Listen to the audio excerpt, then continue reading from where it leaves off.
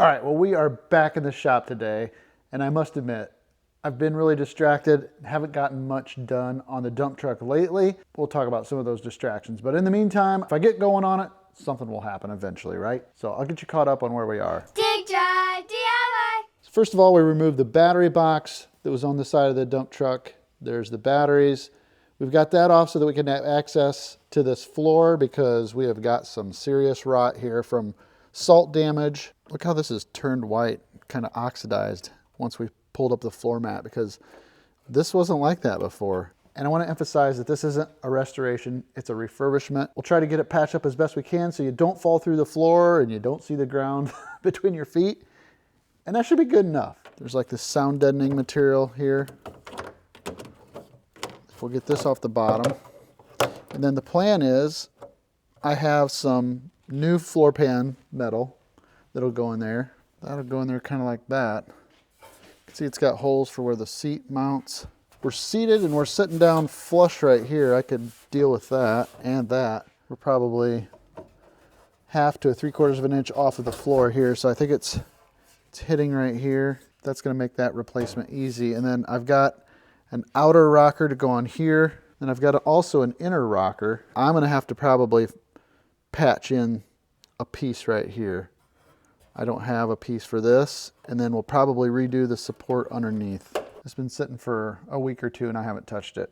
I need to employ a little bit every day. I did start out that way, fell off the wagon a little bit, but we'll get back on it. Somebody in the comments said I should just replace the whole cab because of this. And they may not be wrong, but that seems like a lot more work. This is daunting, but it doesn't have to, it's not a restoration. I have a replacement for this outer rocker, but I don't want to stack it on top of this original one here. I want to remove this original one and then affix it to the sub rocker underneath. Even though it may be rusty underneath, this is kind of helping maintain my alignment. So this has 4 spot welds that I can see in it right here. 1, 2, 3, 4. And when I started this truck the last time, I bought this. It's a spot weld cutter. I've never tried it. I just opened it. So what that'll do is hopefully cut those spot welds out so that I can remove this outer portion and leave the underside. There's probably spot welds on the top and bottom too, like up here.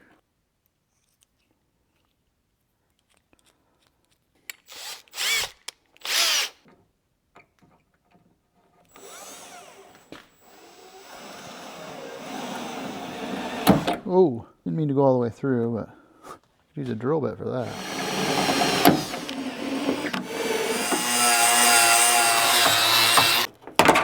Oh yeah. There's the original paint. It's not a lot, but it's definite progress. Gonna have to put it on hold for now. The girls are home and we've got a sick cat. So we're gonna go check in on Maud. Hey Maud. Maud's not feeling good. It's been around a long time, kitty. A long time. All right. I would like to get this fender holder off of there. It's rotted, shot, bent. The problem is the bolts right here are rusted and rounded off. Those aren't coming off there. I tried grinding them down so that I could weld to the bottom of them, but I think that's going to be very hard to get to. If you come up here on the top side, this is all rusty anyway, so I cut this out of there so I can get access to these bolts. From the top side, I'm going to try to put a nut on top and weld the nut on and see if I can run them out that way.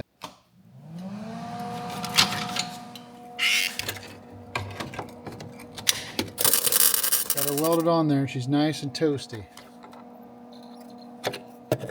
Well, that's not working like I hoped. Maybe I could cut my way into here. All right, there's one of them ground off. Just got to grind the other one off. Okay. Got both of them out. That was not easy. Jeez. So let's see if we can get this piece off of here now. God, that looks terrible. Boy, that looks bad. A little crusty.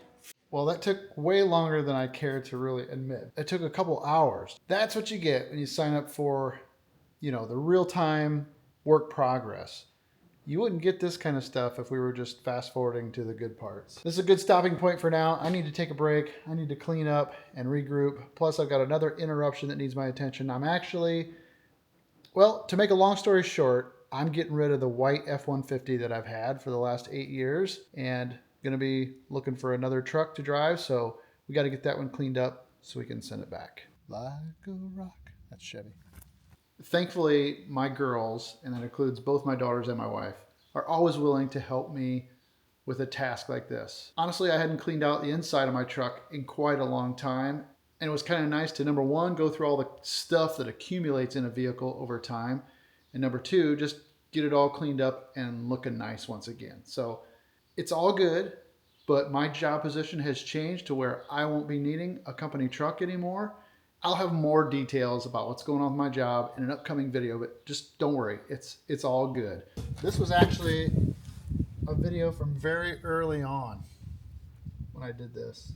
I put this tray in here. One of my zip ties broke, but this was in here and it held in my probes and my shovels and stuff. This is a follow-up on that video. How long did the zip ties last? Well, this one lasted several years. That truck was happily returned back to G&K Concepts, which means very soon I'll have to buy my own truck again, but I'm looking forward to that too. But right now I'm back in the shop. As you might be able to tell, I've been busy trying to get the floor prepped in order to fit the panels, the replacement panels in the bottom. And I've spent the last several hours cutting and cleaning and trying to remove what was left of the rusty floor pan. So I took the angle grinder and I cut out a large section of the floor in the middle, tried to remove all the heaviest rust areas. Then I used the spot weld cutter and drilled out a bunch of the spot welds in the metal that remained on some of the support beams. Got all the metal removed, did a nice cleanup with a wire brush, swept it all down, ground the edges, and now it's all prepped and ready for some trial fitment. So I'll show you what I'm dealing with. So it still looks rough, but it'll be good. There's a lot of bare metal and all this stuff is really solid. So no worries there. There's rust here, but I'm going to use like a rust converter to paint on top of this. And I've softened these edges, rust converter on all this, but I want to try to get the floor pan fitted in here. And then there's also an inner rocker panel that goes behind here, but I'm not going to send it all the way up the interior. The thing is cut so that it would go in back in here. So I need to measure 2 inches over, cut this off straight. The other end is going to fit just fine. This inner rocker will go on there. Then I'll clamp on the outer rocker, see if we can get the floor in and trial fit everything. And then we'll move on to the next step, which is doing some paint work and preparing for installation of those panels. All right, there's what the rocker is going to look like, all clamped in. I'm going to have to fill this whole void in with metal. Let's see if we can get that floor set in there. Okay, more than likely I'll have to trim up this floor piece as well. I actually had a viewer tell me in the comments that I should think about epoxy welding this, or panel, using like a panel epoxy instead of trying to weld it all the way around. Normally I would try to weld it all the way around, but I like the idea of the epoxy because it cuts out a lot of welding. But first I gotta yank all of this out, and I'm going to put the rust converter on all the bare metal underneath and kind of prime it and have it ready to go. Then I'll reassemble it with epoxy. Once the epoxy's done, then I'll fill in all these. So I think that's gonna work. I can clamp all that down. But for right now, I need to get cleaned up and take a break. I gotta find a truck. Oh, you gotta turn right here. Exit. You gonna get me in the footage? Taking you there? Thanks for the lift, Uber man. Oh yeah. Anything for my good buddy. It's a nice looking truck. The tires aren't as good as I thought. No, they they're got not. rotated. Well, it's got one new one on it. One new one. See, it's got a little thing you gotta put on it immediately. What? Mud flaps. What's that? There's you all checking it out. That's good. It feels tight. For the miles it has, and it feels good. It meets my approval.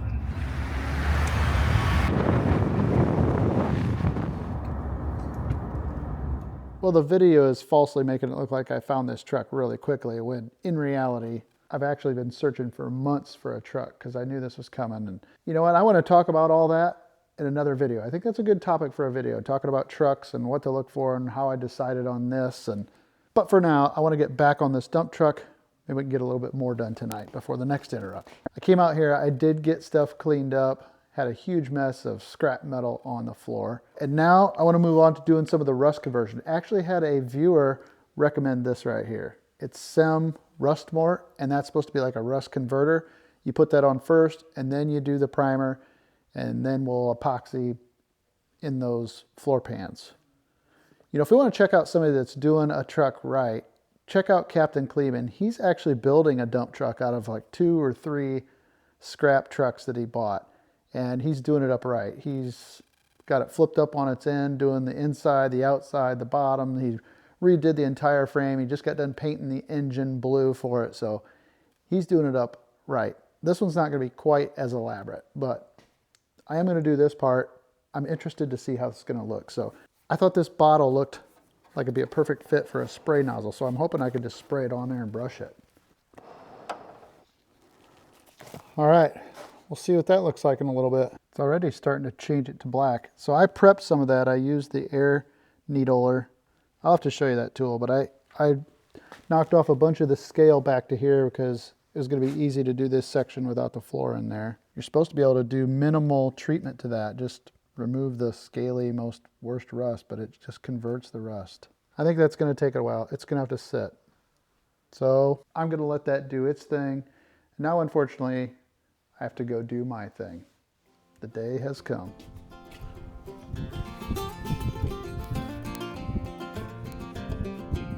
To share with you, but I thought I would take you back.